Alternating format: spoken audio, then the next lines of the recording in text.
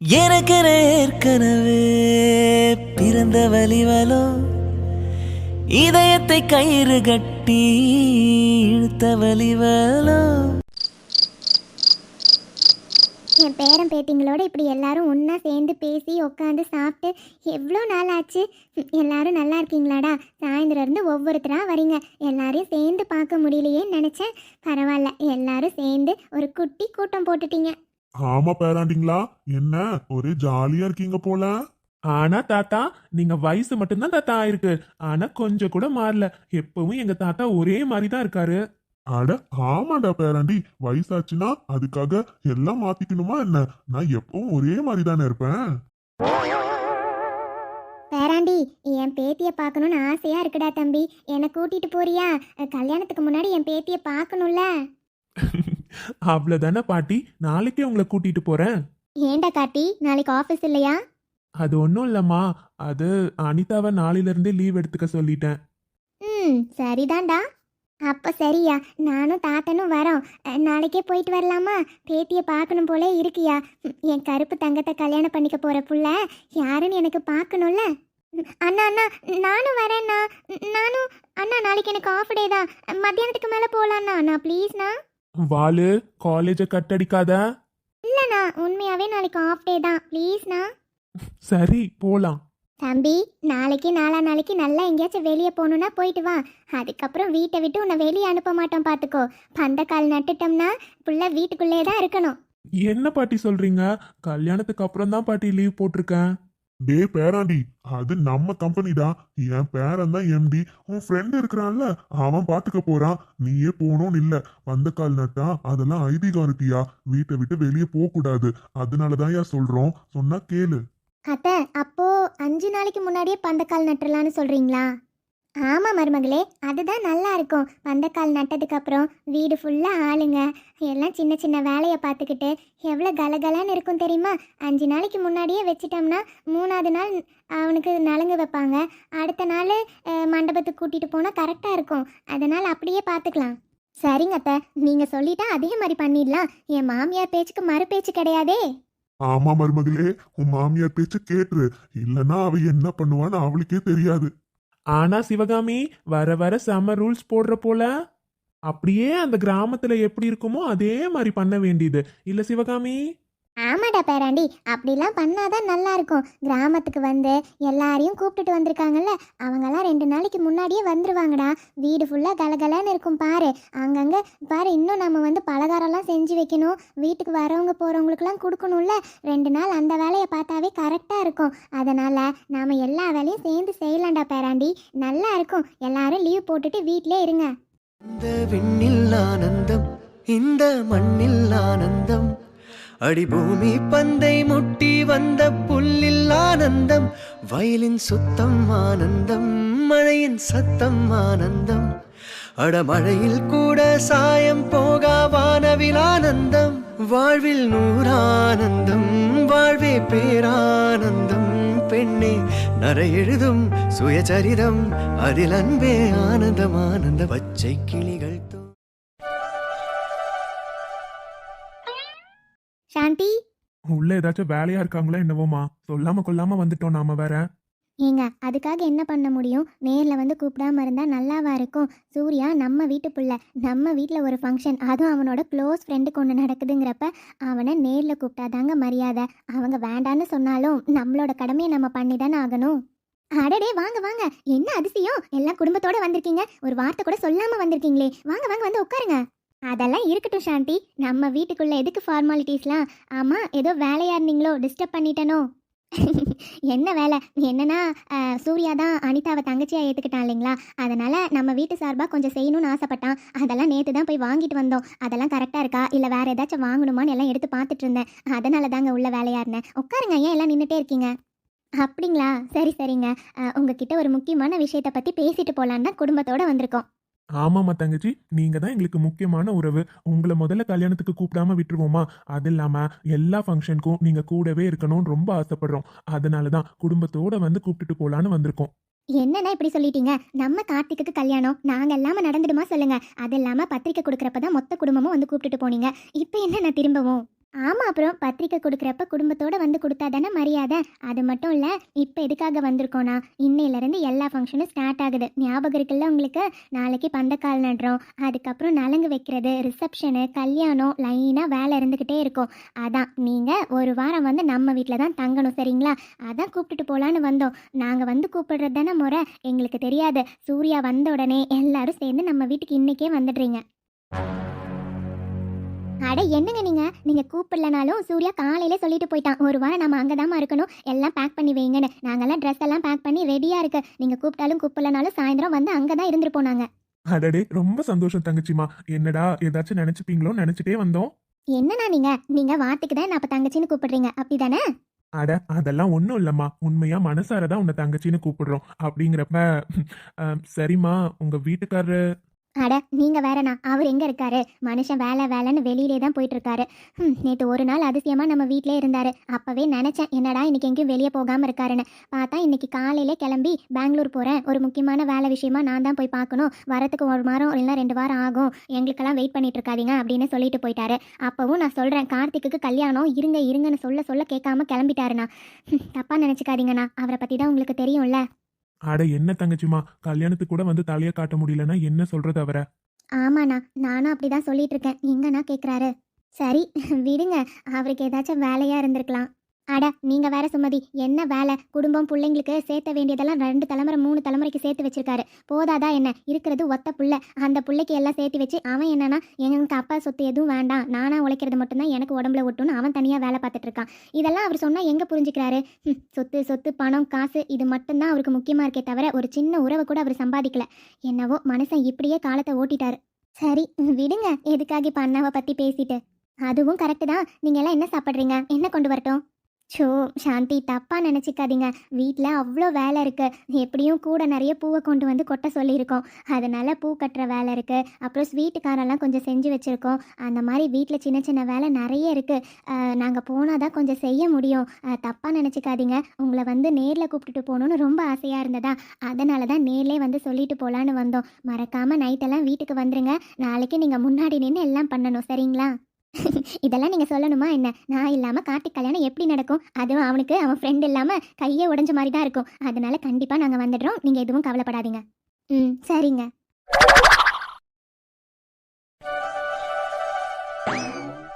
சித்தி. சொல்லுடா அனிதா. சித்தி, பூமாரி லீவ் போட்டா தானே? இல்லை, அவளுக்கு 12th எக்ஸாம் வரப்போகுது, லீவ் போட மாட்டேன்னு சொல்ல போறா.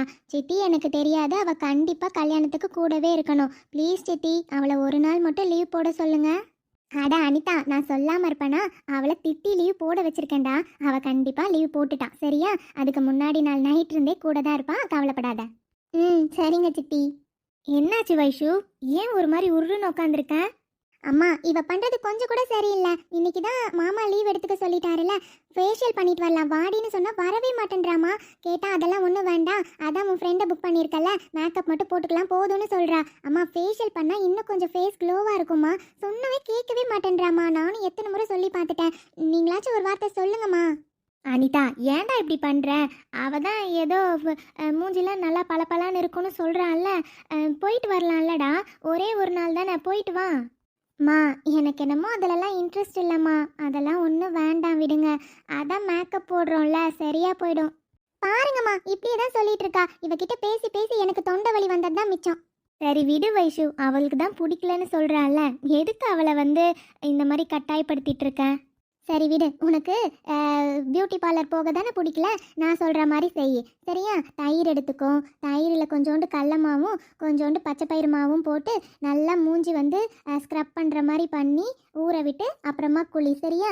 இன்னும் கல்யாணத்துக்கு என்ன 4-5 நாள் தானே இருக்குது, அதுக்குள்ளே டெய்லி அந்த மாதிரி பண்ணிட்டே இரு, மூஞ்சி கொஞ்சம் நல்லா பளபளன்னு இருக்கும், சரியா? சரிங்க சித்தி, இது வேணா நான் பண்ணுறேன். ஆனால் சரியா நாள் தாண்டி நீ. சரி விடுடா வைஷு, அவ தான் இதுவரையும் எப்பயும் பியூட்டி பார்லர்லாம் போனதே இல்லைல்ல, அதனால தான் அவளுக்கு பிடிக்கல போல. சரி விடு, இது மாதிரி பண்ணிக்கிட்டோம். அதான் உன் ஃப்ரெண்டு கிட்ட சொல்லி மேக்கப் போடுறாங்கல்ல, மேக்கப்பில் கொஞ்சம் அட்ஜஸ்ட் பண்ணிக்கலாம். அனிதாக்கு என்ன குறை? ஏற்கனவே அழகாக தான் இருக்கா, அதனால சிம்பிளாக மேக்கப் போட்டாவே போதும், புள்ள அழகாக தான் இருப்பா. நான் சொல்கிறது கேட்கவா போகிறேன்? சரி விடுங்க, அவளுக்கு பிடிக்கலன்னா ஃபோர்ஸ் பண்ண வேண்டாம். அண்ணி. அடடே, வாங்கம்மா, வாங்கப்பா, வாடா கையல். வாங்க பாட்டி, வாங்க தாத்தா. வரோம்டா பேத்தி, வரோம்மா. எல்லாரும் எப்படி இருக்கீங்க? நாங்க எல்லாரும் நல்லா இருக்கோம். ஏன் நின்னுட்டே இருக்கீங்க? உள்ள வாங்க, உள்ள போய் உட்காரலாம். வாங்க வாங்க, உள்ள வாங்க. இவங்க எங்க பாட்டி சிவகாமி, எங்க தாத்தா நடேசன். இவங்க 2 பேரும் ஊர்ல இருந்து வந்திருக்காங்களா. வந்ததும் என் பேத்தியை பார்க்கணும்னு ரொம்ப ஆசைப்பட்டுட்டே இருந்தாங்க. அதான் இன்னைக்கு நாங்க கூட்டிட்டு வந்தோம். அப்படியா? வாங்கம்மா, வாங்கப்பா. நல்லா இருக்கீங்களா? நாங்க நல்லா இருக்கோம்மா. கயல், யார் கூடடா வந்தீங்க? நீங்க 3 பேர் மட்டுமா வந்தீங்க? இல்லத்த, அண்ணா வந்திருக்காரு. அண்ணா வண்டியை பார்க் பண்ணிட்டு வரேன்னு சொன்னாரு. அப்படியா? சரி சரி. நீங்க ஏமா நின்னுட்டே இருக்கீங்க? வாங்க உட்காரலாம். என்னக்கா சொல்லாம திடீர்னு வந்திருக்காங்க? என்ன பண்றதுனே தெரியலையே. ஆமா வைஷு, எனக்கும் அதான் புரியல. தாத்தா பாட்டி வராங்கன்னு சொன்னாரு. ஆனா நம்ம வீட்டுக்கு வருவாங்கன்னு நான் எக்ஸ்பெக்ட் பண்ணவே இல்லடி. ம், நல்லா தானக்கா பேசுவாங்க. தாத்தா பாட்டிக்கெல்லாம் நம்மள பிடிக்குமா? தெரியலையே. சரி வா, உள்ள போலாம். ம், வா. தம்பி, காரை நல்லா நிறுத்திட்டியாப்பா? தாத்தா, எல்லாத்தையும் கரெக்டா பார்க் பண்ணிட்டேன். சரி, எங்க யாரையுமே காணோம், நீங்க மட்டும் உட்காந்துருக்கீங்க. மாமா, நான் இங்க தான் இருக்கேன். நான் இருக்கிறது உங்களுக்கு தெரியலையா என்ன? அட வைஷு, நீங்க தான் நிக்கிறியா? நீ ரொம்ப பெரிய மனுஷி பத்தியா, அதான் நீ நிக்கிறதே என்னால பார்க்கவே முடியல தெரியுமா. என்ன மாமா கிண்டல் பண்றீங்க? அது ஒண்ணும் இல்ல வைஷு, இன்னைக்கு எங்க அண்ணாக்கு பொழுது போகல. அது மட்டும் இல்ல, அவங்க ஆளை இன்னும் அவரு பார்க்கல இல்லையா, அதான் நம்ம கிட்ட வம்பிழுக்கிறாரு. அவங்க ஆளை பார்த்த உடனே சரியாயிடுவாரு. ஏய் வாளு, அட உண்மைதானே நான் சொன்னேன். அதுக்கு நீங்க என்கிட்ட இப்படி பேசுனீங்கன்னா நான் எதுவும் பண்ண முடியாது. சிவகாமி சொல்லு, நான் சொல்றது கரெக்ட் தானே? உன் பேத்தியை பார்க்கணும் தானே என் அண்ணன் இப்படி பண்ணிட்டு இருக்காரு. உன் வாய் இருக்கே. ஆமா, என்ன பண்றது? என் பேரன் அவன் பொண்டாட்டி தானே தேடுவான். அவன் தேடுறது ஒன்றும் தப்பு இல்லையடி பேத்தி. அவன் தேடலனா தான் தப்பு. அதான் நான் பார்த்தேன். எங்கடா பேரனுக்கு இன்னும் சப்போர்ட்டுக்கு வரலையேன்னு. அதான் வந்துட்டீங்கல்ல. சரி விடு. அம்மாடி, நீ என்னம்மா பண்ற? பாட்டி, நான் படிப்பை முடிச்சிட்டேன் பாட்டி. வேலைக்கு போக போறேன் அடுத்த மாசத்துல இருந்து. அப்படியாம்மா, சந்தோஷம். என்ன அனிதா, ஒரு மாதிரி நிக்கிற? காஃபி எடுத்துட்டு போ. அதான் சித்தி எல்லாம் போட்டு வச்சுட்டால, எடுத்துட்டு போ. அம்மா, எனக்கு ஏதோ ஒரு மாதிரியா இருக்கு. முன்னாடி அவங்க எல்லாரும் வந்தப்ப கூட எனக்கு அப்படி இல்லைம்மா. ஆனா தாத்தா பாட்டி வயசுல ரொம்ப பெரியவங்க. அவங்களுக்கு என்ன பிடிக்குமா? என்னம்மா அனிதா, இப்படிலாம் யோசிச்சுட்டு இருக்க? இன்னும் 4-5 நாள்ல உனக்கு கல்யாணமே ஆக போகுது. இப்படிலாம் யோசிக்கலாமா சொல்லு? இங்க பாரு, அவங்களுக்கு அவங்க பேரனை கட்டிக்க போற பேத்தியை பார்க்கணும்னு ரொம்ப ஆசையா இருந்திருக்கும். எல்லாம் நிச்சயதார்த்தத்துக்கு கூட அவங்களால வர முடியலல்லடா. அதனால கூட பார்க்கலான்னு வந்திருக்கலாம். நீ அதுக்குள்ள தேவையில்லாம வேற எதையும் யோசிக்காத, புரியுதா? கல்யாணமே முடிவு பண்ணியாச்சு. இப்ப போயிட்டு பிடிச்சிருக்குமா பிடிக்காதான்னு யோசிச்சுட்டு இருக்கேன். இங்க பாரு, தாத்தா பாட்டி வயசுல பெரியவங்க. அவங்களுக்கு பிடிச்சாலும் பிடிக்கலனாலும் நம்மள அவங்களுக்கு பிடிக்கலன்னு வையேன், நாம தான் பிடிக்கிற மாதிரி மாற்றணும், சரியா? அதனால அவங்க கிட்டலாம் பாசமாக தான் நடந்துக்கணும். கொண்டு போய் கொடுப்போம். சரிங்க சித்தி. ஆமா அனிதா, அவங்க வந்து ரொம்ப நேரம் ஆச்சு. ஏதாச்சும் நினைக்க போறாங்க. போ, கொண்டு போ. சரிங்கம்மா.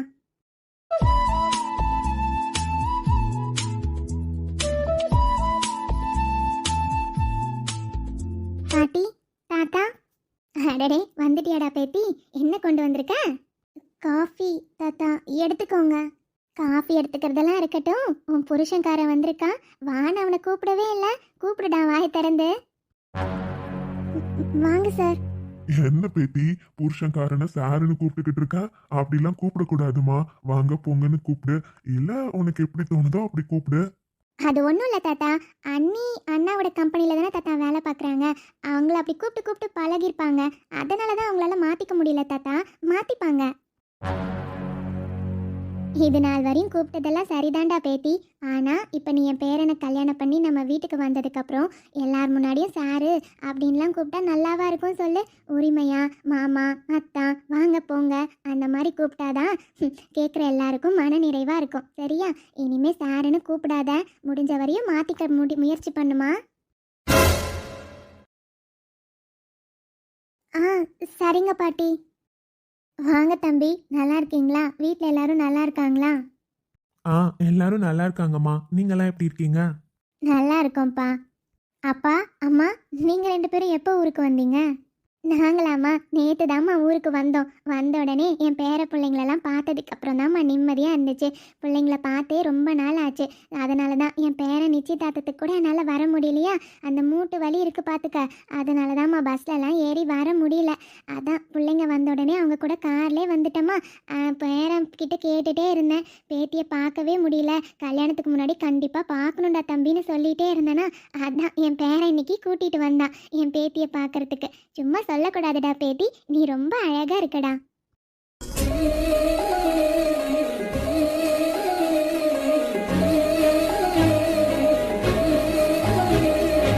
அம்மா சாப்பாடு ரெடி பண்ணிட்டேன். சாப்பாடு ரெடியா இருக்குமா? கண்டிப்பா எல்லாரும் சாப்பிட்டுட்டு தான் போகணும், சரிங்களா? அதெல்லாம் ஒன்றும் வேண்டாம்மா, இன்னொரு நாள் கண்டிப்பா சாப்பிடலாம். நாங்க வீட்ல இருந்து வரப்பதான் என் மருமக சாப்பாடு போட்டு அனுப்புனா, சாப்பிட்டுட்டு தாம்மா வந்தோம். அதான் இப்ப காப்பி குடிச்சிட்டோம்ல, இன்னொரு நாள் அடிக்கடி கண்டிப்பா இனிமே வரப்போக தானே இருக்க போறோம். அப்போ கண்டிப்பா சாப்பிட்டுறோம். என்னப்பா நீங்க நம்ம வீட்டுக்கு முதல்ல வந்திருக்கீங்க, காஃபி மட்டும் போதும்னு சொல்றீங்களே. அதான் சொல்லிட்டோம்லம்மா, இனிமே என் பேத்தியை கல்யாணம் பண்ணதுக்கப்புறம் நீங்களும் எனக்கு ஒரு பொண்ணு மாதிரி தான். அதனால பொண்ணு வீட்டுக்கு வரப்பெல்லாம் கண்டிப்பா சாப்பிடாம போக மாட்டேன், சரியா?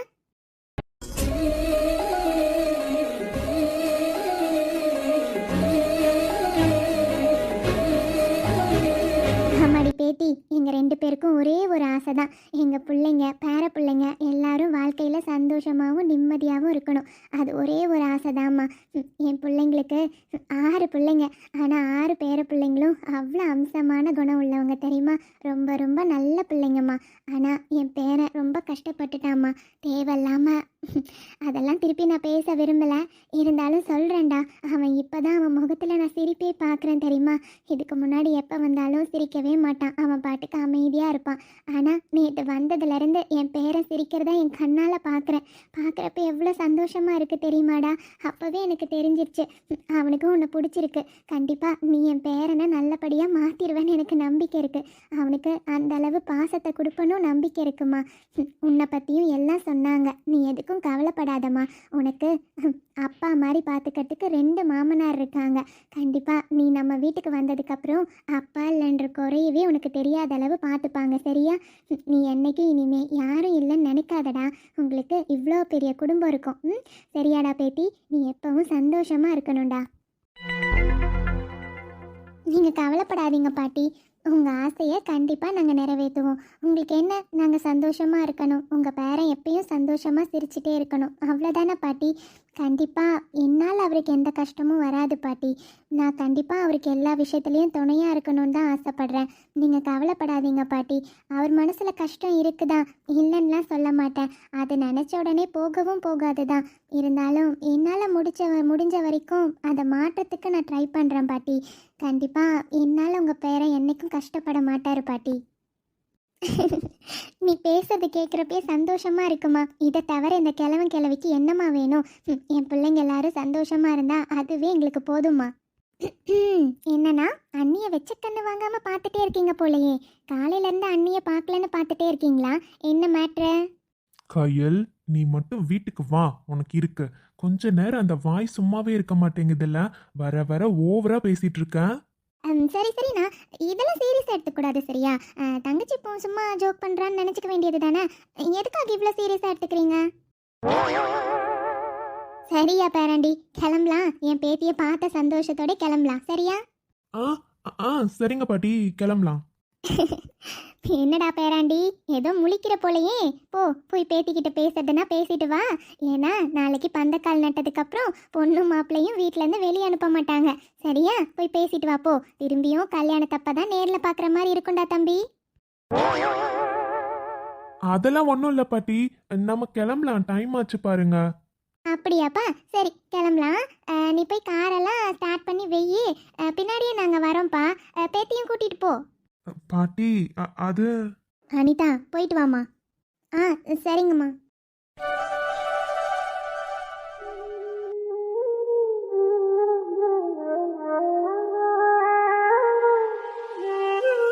என்ன சார், நீங்கள் இன்னைக்கு ஆஃபீஸ் போல? மார்னிங் போயிருந்தேன் அனிதா. பாட்டி தான் நேற்றே என்கிட்ட உங்களை பார்க்கணுன்னு சொல்லிகிட்டே இருந்தாங்க. அதனால தான். அது மட்டும் இல்லை, கையெல்லாம் ஆஃப் டேயில் வந்துடுவேன் நானும் வரேனான்னு சொன்னாலா, அதான் ஆஃப் டே மட்டும் போயிட்டு வந்துட்டேன். ம் ஓகேங்க. அப்புறம் அனிதா, தாத்தா பாட்டி பேசினது எதுவும் நீங்க தப்பா நினைச்சுக்காதீங்க. புரியல சார். அவங்க எதுவும் தப்பாலாம் சொல்லவே இல்லையே. நான் எதுக்காக தப்பா நினைக்கணும்? இல்ல, தாத்தா சொன்னாருல்ல, நீங்க என்ன சார்னு கூப்பிடுறதுக்கு, அதை தான் சொல்றேன். உங்களுக்கு எப்படி தோணுதோ அப்படியே கூப்பிடுங்க. அவங்க சொல்றாங்கன்றதுக்காகலாம் மாத்திக்கணும்னு இல்லை. ஆனா நான் உங்ககிட்ட ஆல்ரெடி சொல்லியிருந்தேன்ல அனிதா, மற்றவங்க முன்னாடி அப்படி கூப்பிட்டா அவங்க அப்படிதான் ஃபீல் பண்ணுவாங்க. அது இல்லாமல் தாத்தா பாட்டிலாம் கிராமத்திலே வளர்ந்தவங்க.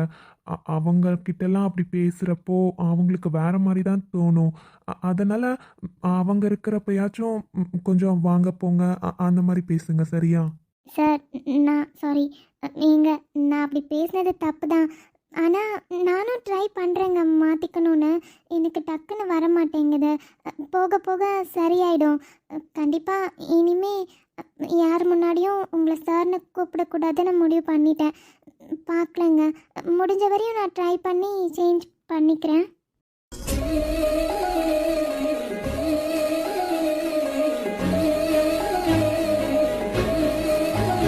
சரி அனிதா. அப்புறம் வேற ஏதாச்சும் பேசணுமா என்ன? இல்லைன்னா நான் கிளம்பட்டுமா? ஆ, போயிட்டு வாங்க சார். பூவிழி பார்வையில் மின்னல் காட்டினாள், ஆயிரம் ஆசைகள் என்னில் ஊட்டினாள், ஏனோ ஏனோ நெஞ்சை பூட்டினாள், இரவும் பகலும் என்னை வாட்டினாள்.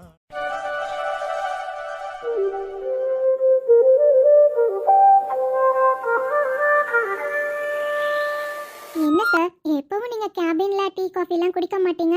இன்னைக்கு அதிசயமாக கேபின்லேயே குடிக்கிறீங்க. அது ஒன்றும் இல்லை மேம். என்னன்னு தெரியல, மார்னிங் இருந்தே ரொம்ப தலைவலியாக இருக்கு மேம். அதான் காஃபியாச்சும் குடிக்கலாமேன்னு போய் வாங்கிட்டு வந்து வச்சிருக்கேன். அப்படியா? என்னாச்சு சார்? ரொம்ப வலியாக இருக்குன்னா தைலம் இல்லைன்னா டேப்லெட் ஏதாச்சும் போடலாம்ல? இல்லை மேம், அது இதுவரையும் தலைவலிக்கு நான் டேப்லெட்லாம் போட்டதில்ல. அதான் சரி விடுங்க, பரவாயில்ல, இதில் என்ன இருக்கு. தைலம் போட்டேன், இருந்தாலும் கேட்கல மேம், அதான். சார், ரொம்ப தலைவலியாக இருந்ததுன்னா கொஞ்ச நேரம் ரெஸ்ட் எடுத்துக்கோங்க. கொஞ்ச நேரம் படுத்து தூங்கி எந்திரிச்சாவே ஓரளவு சரியாக இருக்கும்ல சார். நீங்கள் அதுக்காக நிறைய காஃபி குடிக்கிறது உடம்புக்கு நல்லதில்லை சார்.